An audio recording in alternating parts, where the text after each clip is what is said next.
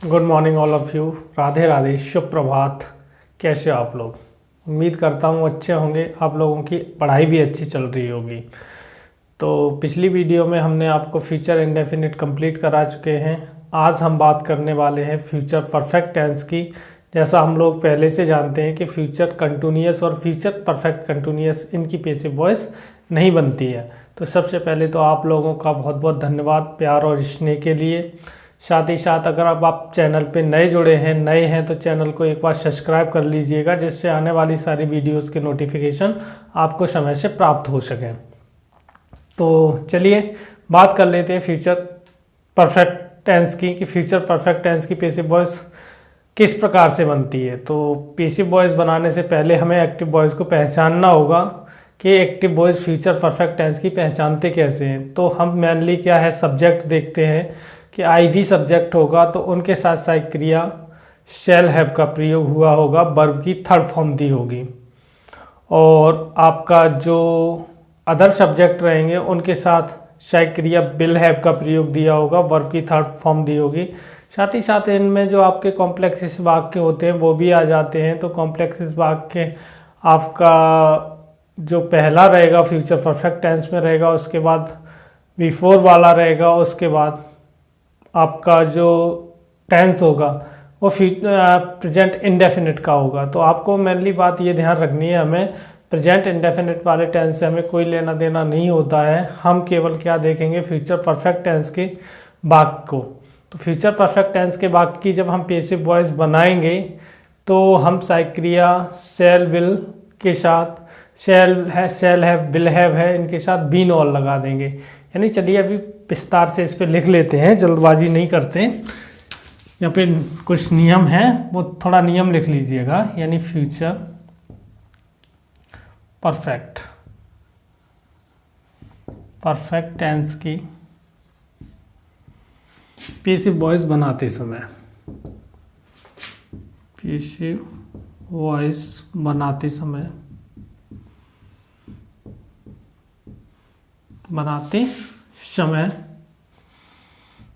आई B के साथ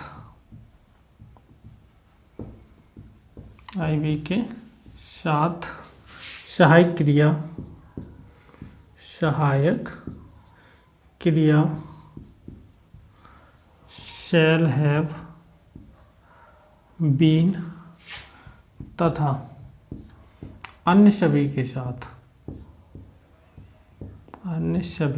कर्ताओं के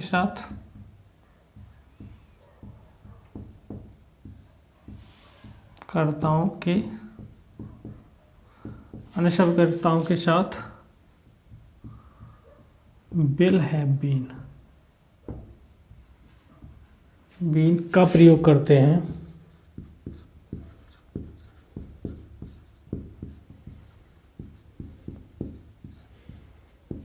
हैं तथा एम बी की थर्ड फॉर्म लगाते हैं। स्ट्रक्चर किस प्रकार से रहेगी इसकी पॉजिटिव सेंटेंसेस की? इसकी सबसे पहले तो आपका सब्जेक्ट दिया होगा, सब्जेक्ट आ जाएगा प्लस उसके बाद एच वी, वो सब्जेक्ट के अकॉर्डिंग शैल हैव बीन या फिर will have been, shall have been plus M B की third form plus by plus object plus जो अदर पार्ट रहेगा वो, या फिर अदर पार्ट यहाँ पे आप एम बी के बाद भी लगा सकते हो। इस प्रकार से रहेगा आपका स्ट्रक्चर। चलिए कुछ एग्जांपल ले लेते हैं, एग्जांपल्स के माध्यम से इसको समझने का प्रयास करते हैं। जैसे मैं एक्टिव वॉइस का एग्जांपल ले लूँ, इसका ही पहला, जैसे बोल दूँ we shall have done it. यहाँ पे इसकी जब पैसिव वॉइस बनाएंगे तो सबसे पहले क्या आ जाएगा, देखिए सबसे पहले ऑब्जेक्ट लेके आएंगे इट का इट ही रहता है। सबसे पहले बड़ी कैपिटल बना दीजिएगा इट के साथ क्या आ जाएगी विल, इट विल हैव और been done, it will have been done by us. इस तरह से बन जाएगा it will have been done by us. दूसरा लिख लीजिएगा एग्जांपल, जैसे मैं बोल दूं I shell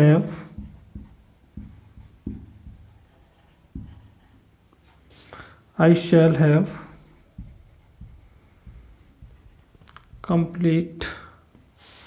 completed the work. Complete नहीं होगा, कंप्लीट हो जाएगा।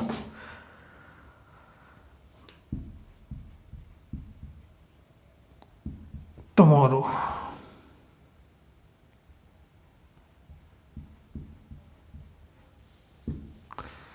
I shall have completed the work tomorrow। पेज शिफ्ट देखिए the work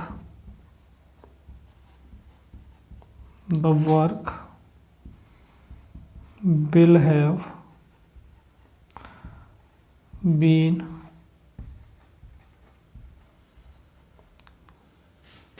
completed tomorrow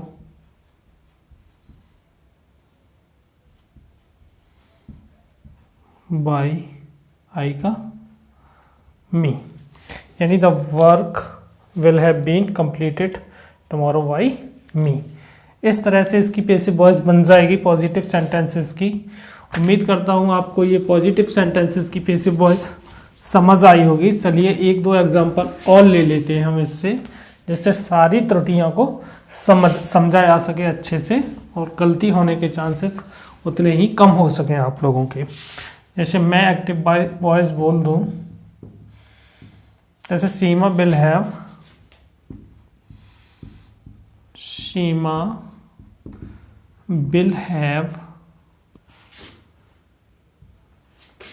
helped, Sheema will have helped Meera.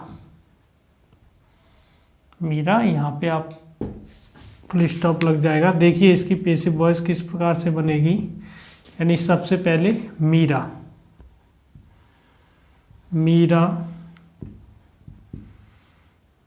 Will have been helped, Meera will have been helped by Sheema. एक minute देखता हूँ कहीं कुछ रह तो नहीं गया। Sheema will have helped Meera, तो Meera will have been helped by Sheema. ठीक है आपका। और एग्जांपल लिख लीजिएगा, जैसे ये तीसरा एग्जांपल हो गया, और लिख लीजिएगा चौथा एग्जांपल एक्टिव का। जैसे बोल दे यहाँ पे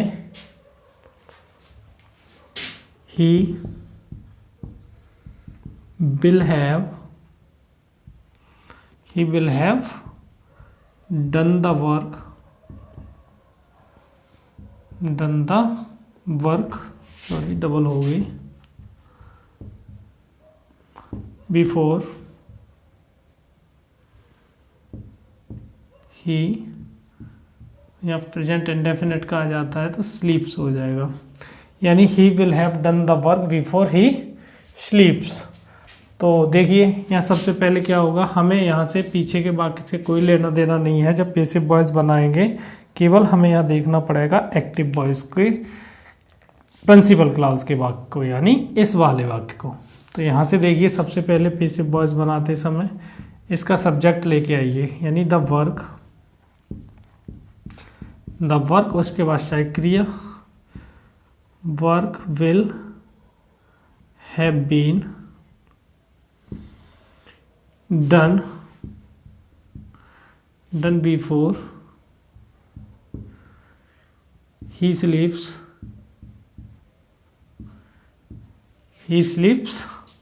और बाई किसके द्वारा, उसके द्वारा, तो बाई हिम। तो the work will have been done by him before he sleeps, इस तरह से बना दीजिएगा। या फिर the work will have been done before he sleeps by him, दोनों प्रकार से सही होगा। तो उम्मीद करता हूँ आपको ये पॉजिटिव वाक्य हैं वो समझ आए होंगे। चलिए जल्दी से हम इसके निगेटिव सेंटेंसेस की बात कर लेते हैं कि इसके जो निगेटिव सेंटेंसेस रहते हैं उनमें क्या होता है। तो बेसिकली हम लोग जानते हैं जो निगेटिव सेंटेंसेस होते हैं उनमें नॉट आती है। तो नॉट इस प्रकार की जब पैसिव वॉइस बनाएंगे तो दोनों प्रकार के वाक्यों में जो नॉट रहेगी वो नॉट आपकी शैल हैव या सॉरी शैल और विल के बाद में आ जाएगी और आपकी हैव बीन से पहले। निगेटिव सेंटेंसेस दूसरा, तो फिर सुन लीजिएगा एक बार। निगेटिव सेंटेंसेस में आपकी जो नॉट रहेगी वो शैल विल के बाद में और हैव बीन से पहले आ जाएगी। तो इसको चाहो तो नोट्स के माध्यम से लिख लीजिएगा या फिर नोट्स के लिख लीजिएगा एक लाइन, नॉट को सहायक क्रिया,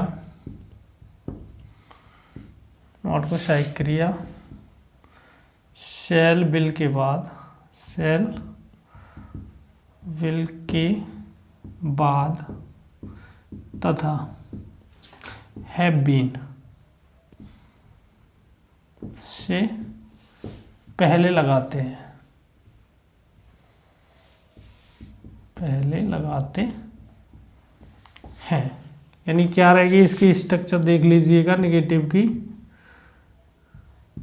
नोट क्या रहेगा इसका, सबसे पहले तो सब्जेक्ट आ जाएगा, सब्जेक्ट प्लस एच वी यानी शैल विल, उसके बाद में यहाँ नॉट आ जाएगी, उसके बाद में हैव बीन आएगी प्लस एम बी की थर्ड फॉर्म रहेगी और प्लस बाई और प्लस यहाँ पे इसका ऑब्जेक्ट रहेगा और अदर वर्ड रहेंगे वो यहीं आ जाएंगे या फिर एम बी के बाद कर लीजिएगा, यहाँ से कोई दिक्कत नहीं है यहाँ से। तो चलिए इसके कुछ एग्जांपल ले लेते हैं निगेटिव के और इसके। जैसे मैं बोल दूं यहाँ पे निगेटिव का ही, जैसे Ruchi will not have, Ruchi will not have washed her dirty clothes. यहाँ पे Ruchi will not have washed her dirty clothes. तो जब इसकी पेसिव वॉइस बनाएंगे तो पेसिव वॉइस बनाते समय सबसे पहले इसका ऑब्जेक्ट लेके आइएगा सब्जेक्टिव केस में। तो ये हो जाएगा हर डर्टी क्लोथ्स, पूरा ही बन जाएगा हर डर्टी क्लोथ्स विल, उसके बाद नॉट, उसके बाद हैव बीन, उसके बाद एम बी की थर्ड फॉर्म। तो परफेक्ट में तो थर्ड फॉर्म आती है, सेम की सेम वही रहेगी। तो बीन और वॉश्ड और वाई किसके द्वारा, रुचि के द्वारा, तो वाई रुचि आ जाएगा यहाँ पे। इस तरह से बन जाएगा her dirty clothes will not have been washed by Ruchi. इस तरह से इसके निगेटिव वॉइस में जो नॉट रहेगी वो आपके हैव बीन से पहले और विल के बाद, इन दोनों में के बीच में आ जाएगी। दूसरा एग्जांपल लिख लीजिएगा, जैसे the teacher will not checked कर दीजिएगा, चेक नहीं होगी। द टीचर विल नॉट, और यहाँ पे हैव रहेगी, teacher will not have checked the notebook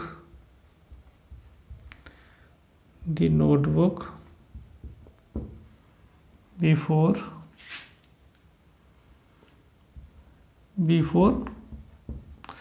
students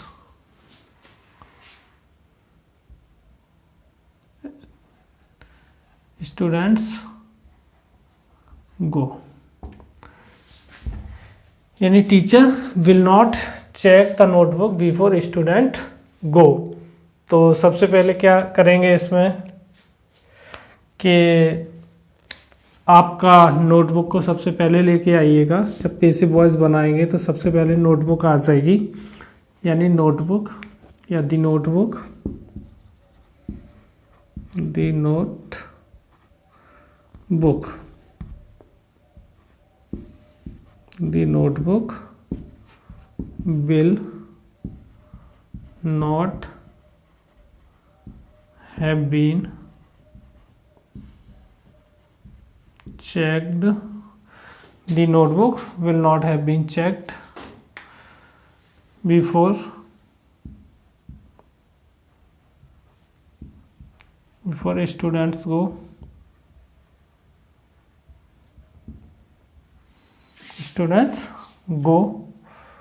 why the teacher,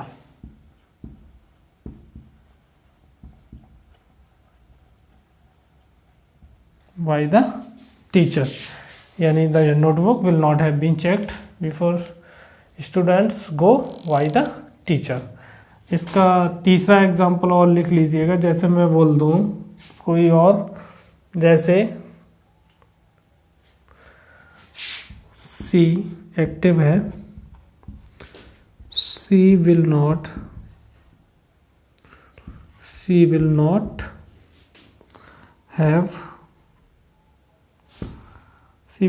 have watched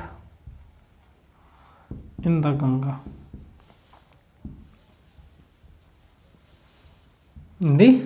C will not have watched in the Ganga.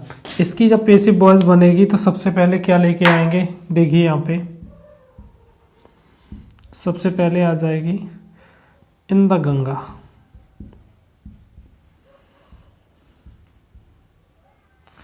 In the Ganga will not have been और watched why हर, इस तरह से बन जाएंगी आपकी in the Ganga will not have been watched by her. तो I hope आपको ये इंटेरोगेटिव है ये अच्छे से समझ आए होंगे, इसके पॉजिटिव और निगेटिव पार्ट। अब बात कर लेते हैं हम इसके इंटेरोगेटिव पार्ट की, कि इसके इंटेरोगेटिव पार्ट की पैसिव वॉइस किस प्रकार से बनती है। तो मैं केवल नोट्स के माध्यम से यहाँ समझाने वाला हूँ, बाद बाकी आप नोट करना चाहो तो मैं जो बोल रहा हूँ उसको आप नोटबुक पे नोट कर सकते हो। जैसे कि इसके इंटेरोगेटिव दो प्रकार के होते हैं, तो जिन वाक्यों में सहायक क्रिया शैल या विल सबसे पहले दी होगी उन वाक्यों में हम नए सब्जेक्ट के अकॉर्डिंग शैल या विल सबसे पहले करेंगे, उसके बाद आपका सब्जेक्ट, उसके बाद में आपकी हैव बीन आएगी, यानी सब्जेक्ट के बाद आपकी हैव बीन पहुंच जाएगी और उसके बाद एम बी की थर्ड फॉर्म, सेम सारी प्रोसेस वही रहेगी। अगर कोई WH फैमिली का है तो वो आपका क्वेश्चन वर्ड वही रहेगा हु को छोड़ के, और बाद बाकी सेम प्रोसेस यही रहेगी, क्वेश्चन वर्ड आ जाएगा, उसके बाद helping verb shell will subject plus उसके बाद हैव बीन और एम बी की थर्ड फॉर्म। तो यहाँ से नोट्स के माध्यम से हम लिख देते हैं यहाँ पे, उसमें आप कर लीजिएगा।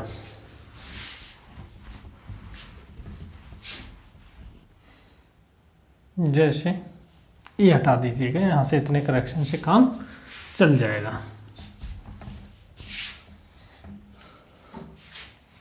देखिए यहाँ पे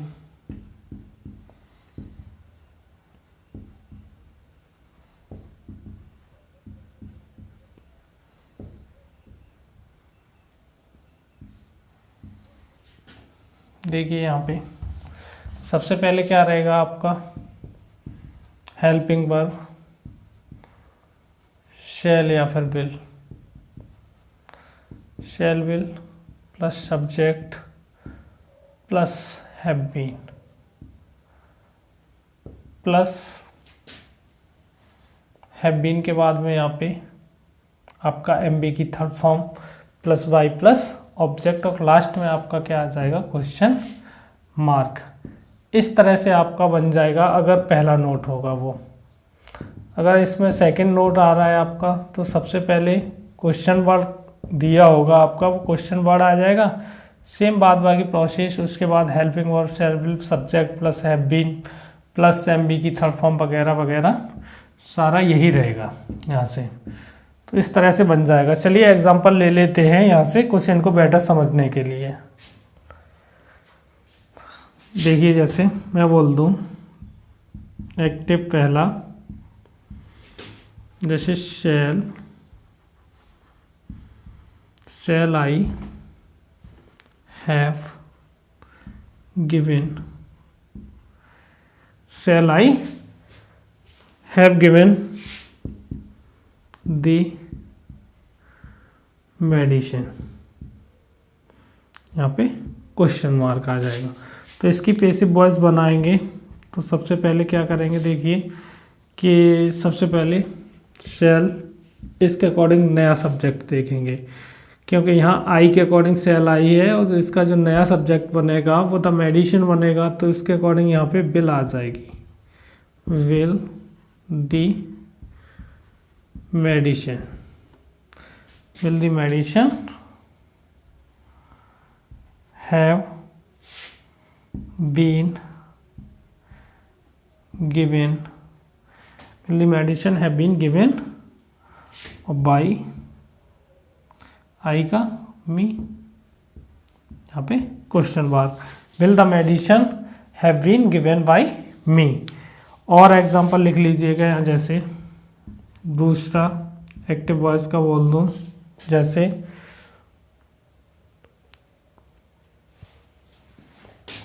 how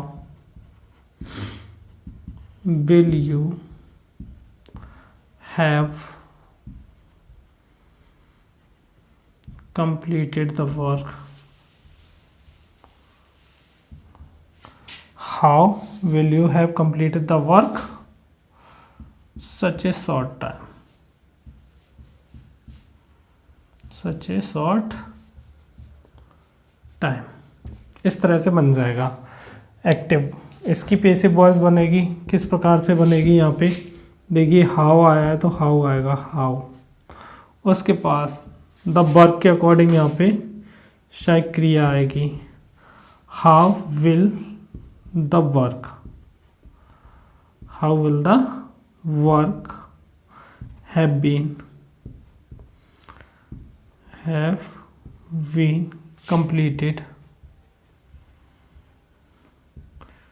completed such a short time,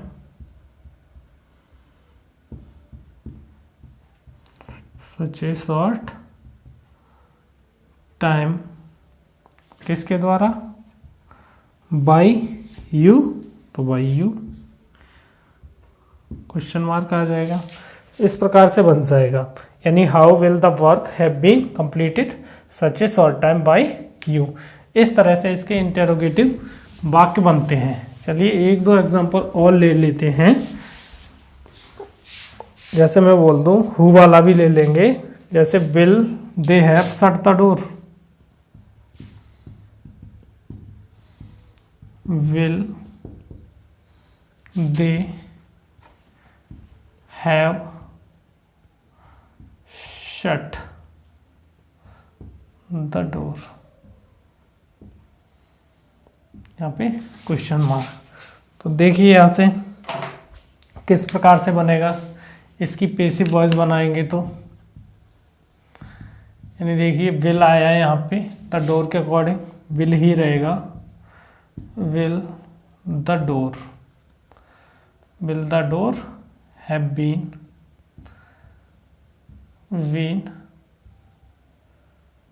shut, will the door have been shut by them। यहाँ पे आपका क्वेश्चन मार्क मिल जाएगा, यानी will the door have been shut by them।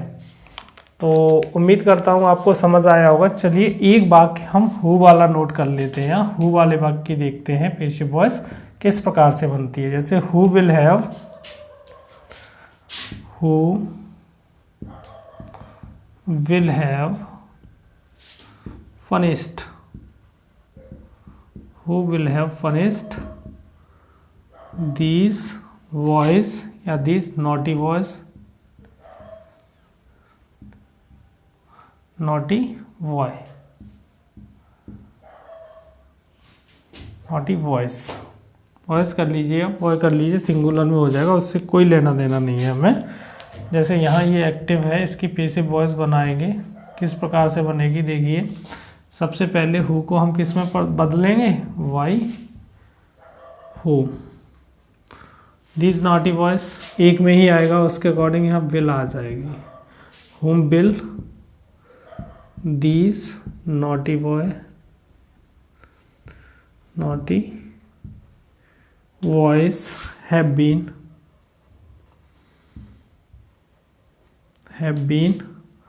punished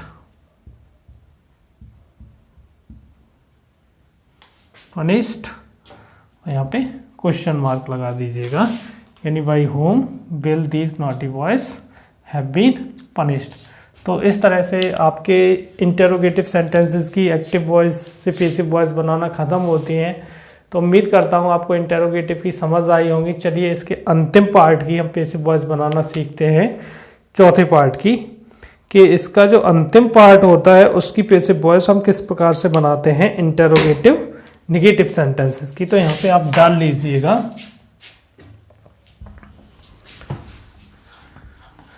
यहीं पे इंटेरोगेटिव नेगेटिव बना लीजिएगा। मैं यहीं बढ़ा दे रहा हूँ नेगेटिव सेंटेंसेस। तो इंटेरोगेटिव नेगेटिव सेंटेंसेस में चलिए समझा देता हूँ। इंटेरोगेटिव नेगेटिव सेंटेंसेस में कुछ नहीं होगा, जो आपकी नॉट होगी दोनों प्रकार के वाक्यों में, हम प्रीवियस सेंटेंसेस की तरह उसको सब्जेक्ट के बाद में लगा देंगे और हैव बीन से पहले। तो यहाँ चाहो तो नोट कर लीजिएगा क्या आएगा। सबसे पहले आपका एस बी दिया होगा, एच बी शैल या बिल जो भी हो, प्लस उसके बाद में आपका सब्जेक्ट दिया होगा, प्लस यहाँ पे नॉट आ जाएगी, प्लस हैव बीन इसके पीछे पहुंच जाएगी, प्लस एम बी की थर्ड फॉर्म, और प्लस यहाँ से बाई, और प्लस यहाँ से आ जाएगा आपका ऑब्जेक्ट, और यहाँ पे आपका क्वेश्चन मार्क रहेगा। अगर दूसरा नोट की बात करें तो यहाँ पे अगर कोई क्वेश्चन वर्ड है तो क्वेश्चन वर्ड आ जाएगा, उसके बाद में एस बी आपकी शैल या बिल आ जाएगी, उसके बाद में प्लस आपकी पूरी प्रोसेस यही रहेगी, और यहाँ पे आपका क्वेश्चन मार्क रहेगा। ये दोनों प्रकार के वाक्य इस तरह से बनेंगे। जैसे हम बात कर लेते हैं यहाँ कुछ एक्टिव वॉइस लेके उनको पैसिव वॉइस बनाते हैं।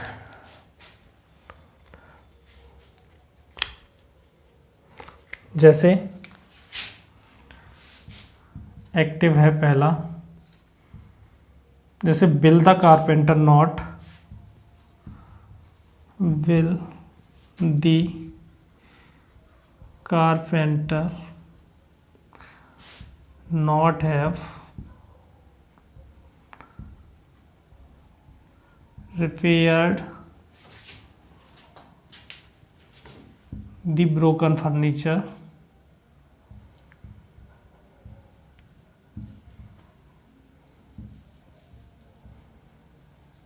Broker furniture,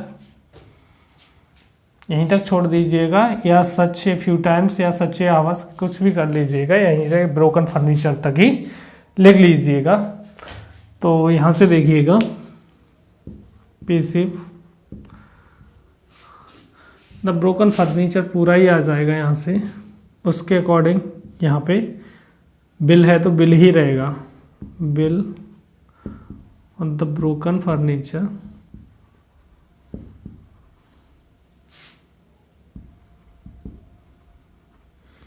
will the broken furniture not have been repaired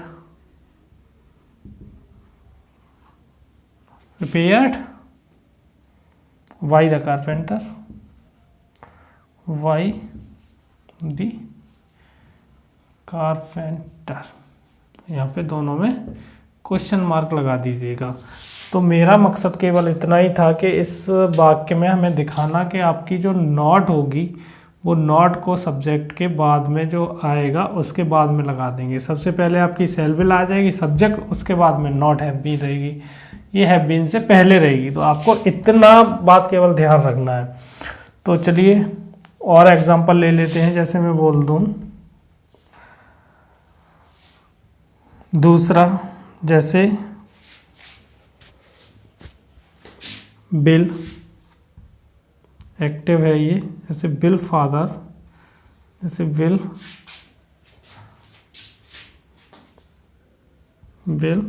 father not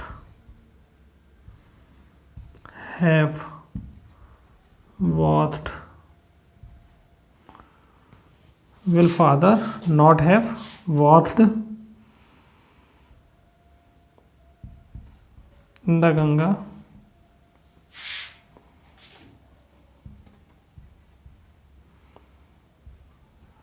Ganga before mother cooks the food।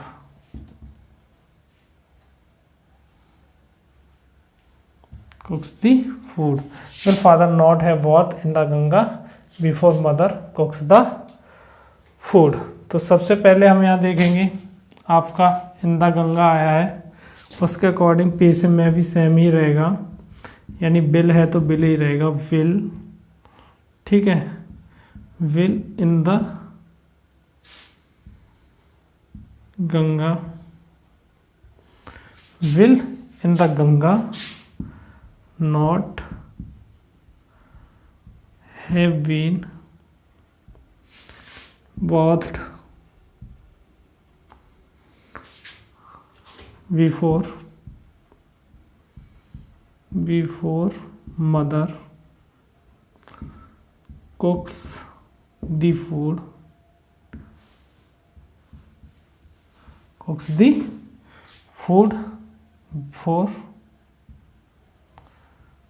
before और कब फादर, फूड बिफोर कहाँ है, बिफोर तो आ गई ना, और बाई क्या है, फादर सब्जेक्ट, फादर और फुल स्टॉप की लगा दीजिएगा। यानी देखिएगा एक बार फिर से चेक कर लेता हूँ, will father not have watched in the Ganga before mother cooks the food, तो will in the Ganga not have been watched before mother cooks the food by father, ठीक है। तो इस प्रकार से आपके ये दोनों